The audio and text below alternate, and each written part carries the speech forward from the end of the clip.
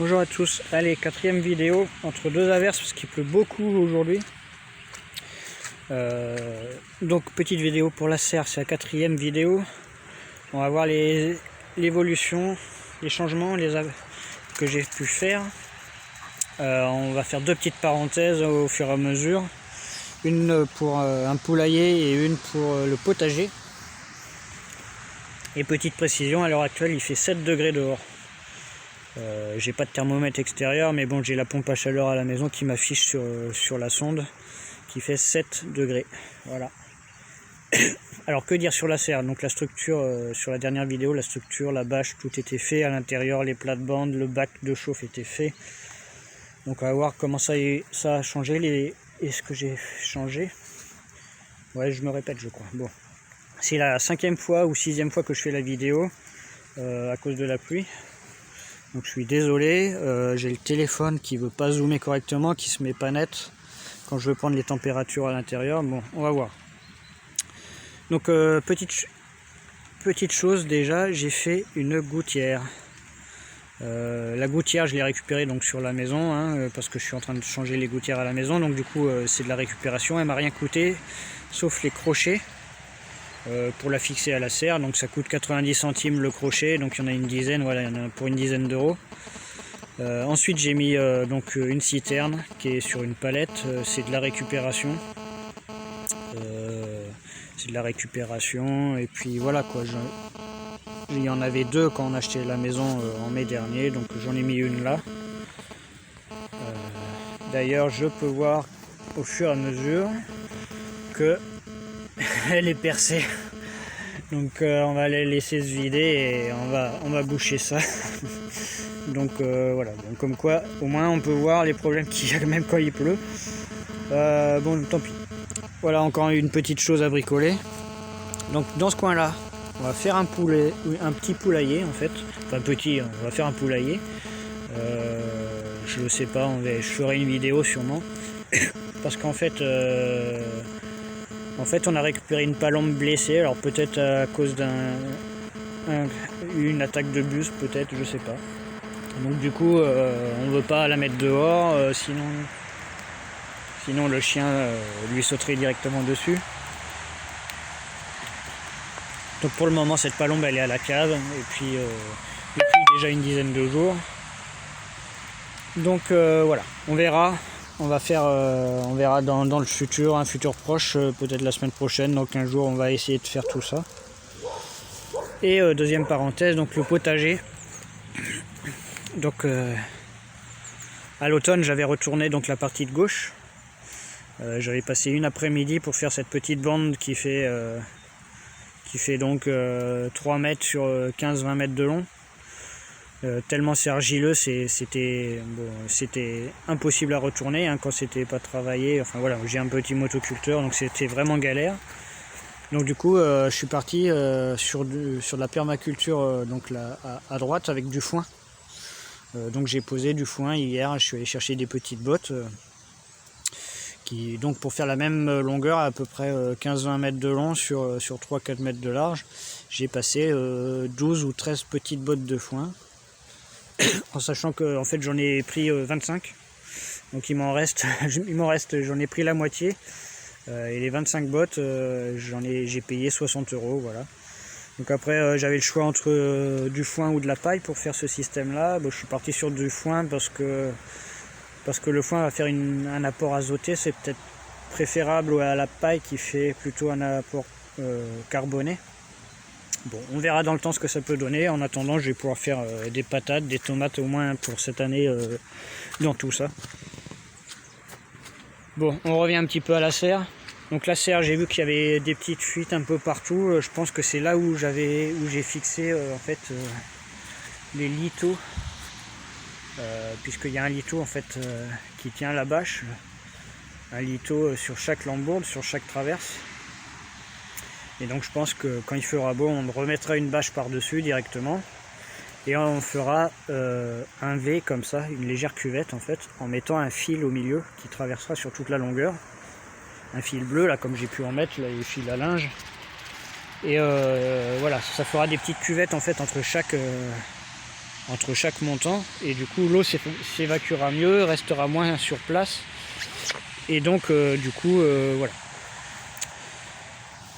Il y aura peut-être moins de fuite à l'intérieur. Bon, c'est pas énorme, hein. De toute façon, c'est pas très grave vu qu'il y a l'humidité en permanence dans la serre. Donc allez, on va dans la serre. Donc je vous rappelle, il fait 7 degrés dehors. J'espère que le zoom va se mettre, ça va être net un peu sur le thermomètre, parce que ça voulait pas se mettre tout seul. Donc voilà, au niveau du thermomètre, ça va être net. Voilà, on est à environ 11 degrés. Donc ça fait quand même plusieurs fois que je refais la vidéo, donc à chaque fois j'ouvre, je ferme, j'ouvre, je ferme. Donc on a perdu un peu, je pense qu'il faisait, de mémoire, il y a 1 heure, il faisait environ 13 degrés dans la serre. Bon, après on n'est pas à 2 degrés, c'est juste pour montrer que voilà, que ça marche. Et que surtout là il fait une dizaine de degrés, mais il y a quelques jours ça gelait dehors et j'avais déjà cette température là. Alors quel changement dans la serre depuis la dernière vidéo. Donc j'ai fait au sol, voilà, j'ai fait du broyat parce que c'était de la pelouse quoi, donc et surtout avec le temps qu'il fait avec toute la pluie, ça commençait à faire vraiment de la gadoue, c'était crade. On glissait carrément même. Donc j'ai fait du copeaux, et puis voilà, enfin du broyat, et j'ai mis dedans. Par rapport au bac, alors le temps que je vais vous parler, tiens, je vais mettre le thermomètre, dans la couche chaude, comme ça vous verrez que ça marche, hein. Alors vous voyez pas, mais au fur et à mesure que je gratte, il y a les vapeurs qui sortent. Donc voilà, je le mets pas très profond, hein, parce que voilà, je l'ai mis même pas, j'ai pas enterré le thermomètre entièrement, hein. Donc voilà, on va le mettre quand même des copeaux par dessus, et voilà, je vais laisser à peu près là où je sais que ça va monter, puisque j'ai déjà fait plusieurs fois la vidéo et refait encore et encore. Donc voilà, alors quel est le changement dans ce bac? Donc j'avais fait que du broyat, si vous vous rappelez. En fait le broyat, donc c'est du carboné, ça fait un bon coup de feu. En revanche la température rebaisse très vite, et donc ça dure pas dans le temps. Donc pour faire quelque chose qui dure dans le temps, il faut faire un apport azoté, donc tout ce qui va être feuillu, tout ce qui va être vert. C'est pour ça que j'ai laissé une petite feuille là, et moi j'ai une haie de laurier, du laurier palme, hein, tout simple. Donc j'ai vidé le bac, j'en ai mis une bonne partie là-bas, et j'ai fait une couche de broyat, une couche de laurier, une couche de broyat, une couche de laurier, etc. en tassant et en mettant bien sûr de l'arrosage, chose que j'avais pas fait pour le premier bac. Et en fait c'est le mélange de ces trois facteurs là, donc carbone, azote et humidité, qui fait que les champignons et les bactéries prolifèrent, et donc la fermentation se produit vraiment à ce moment là. Donc j'ai fait ces 3 couches là et puis et franchement depuis je mets un arrosoir à gauche, un arrosoir à droite, pour que ce soit humide en permanence, et la température tient et ça monte, et c'est parfait. Donc là ça fait pile 1 semaine, donc on n'est pas encore tout à fait au coup de feu, mais vous verrez déjà sur le thermomètre quand on va y revenir que ça chauffe quand même très bien, puisqu'on est à 15 cm, on n'est pas du tout à cœur, hein. Et donc voilà. Alors hier je suis allé chercher du compost pour mettre dans les 2 plates-bandes à gauche et à droite, là où j'ai l'habitude de mettre mes déchets professionnels. Donc c'est du compost, voilà, c'est vraiment riche. Ils font un apport de matière organique azotée. Alors me demandez pas ce que c'est, hein, c'est dans des bidons, bon voilà, je peux pas vous dire, c'est du produit chimique. Et en fait ils font cet apport là pour que ça dure plus longtemps, pour que ça diffuse plus lentement en fait les éléments minéraux. Donc c'est du compost de tout, hein, puisque les professionnels, voilà, ça peut être aussi bien du conifère, du feuillu, du bois sec, du bois mort, de la palette. Donc eux, ils récupèrent tout ce qui est bois, tout ce qui est végétation, ils broient tout, ça passe dans plusieurs tamis, etc. Ensuite, ils font les mélanges, ils retournent l'état, parce que c'est des tas qui sont énormes. Ils retournent l'état tous les 10 à 15 jours pour renouveler le coup de feu régulièrement, en fait. Et donc voilà, donc d'après la station de compostage, en fait le coup de feu dans un bac comme là, hein, ou même si vous le faites vous sur un compost dehors ou sur le potager, le coup de feu se met donc en place au bout d'une dizaine de jours environ.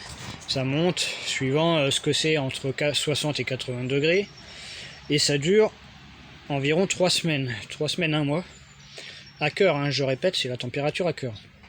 Puis la température baisse à 20-25 degrés, toujours à cœur, et ça dure également 3 semaines, 1 mois. Puis ça rebaisse encore entre 15 et 20 degrés, et là ça dure un peu plus longtemps, puisque ça peut durer jusqu'à 1 mois et demi. Alors d'ici là, nous, on sera au printemps. Moi j'aurai attaqué à faire les tontes, donc je pourrai faire un apport de tonte qui pourra donc prolonger donc la température, prolonger ce chauffage et faire un petit apport supplémentaire en température. Donc voilà. On va regarder tout de suite sur le téléphone combien il fait, donc sur le thermomètre, pardon, combien il fait. Donc on voit, hein, j'ai pas enfoncé vraiment à cœur et on peut voir qu'il fait quand même, voilà, 37-38 degrés. Alors est-ce qu'on voit bien le rouge? Là on voit mieux. Voilà, parfait. Voilà, il fait 37-38 degrés, donc à 10-15 cm de profondeur. C'est pour ça que ça fonctionne, c'est parfait. Donc il faut bien penser, on arrose au fur et à mesure, tous les jours un petit peu. Je mets donc un arrosoir de chaque côté. Et puis on laisse faire, on laisse travailler tout ça. Et puis voilà. Et donc du coup c'est prêt, on va pouvoir faire les semis dans des caissettes, des jardinières, les poser directement sur les copeaux, sur les broyats. Ça va chauffer, ce sera prêt, ça va germer, et puis on va pouvoir ensuite les rempoter petit à petit, mettre un peu, puisque j'ai un peu de place là, voilà, mettre dans des petits pots ou des terrines, des caissettes un peu plus grandes, et écarter un peu tout ça, pour pouvoir ensuite planter dehors, dans la serre, faire un peu tout. Donc voilà, on verra un peu ce que ça peut donner. Je referai une vidéo quand les semis seront finis, seront levés, en espérant que ça marche bien, que le coup de feu ou la température ne fasse pas griller les graines carrément. Bon, je pense pas, parce qu'en surface on n'est quand même pas non plus... voilà, en surface on doit être à 20 degrés quoi. On est un peu plus chaud que l'air ambiant d'aujourd'hui quoi. Donc je pense que ce sera parfait quand même pour les semis. Donc voilà, allez, c'était la 4e vidéo. Si vous avez des remarques, n'hésitez pas, vous le mettez dans les commentaires. Et voilà. Allez, merci, à bientôt.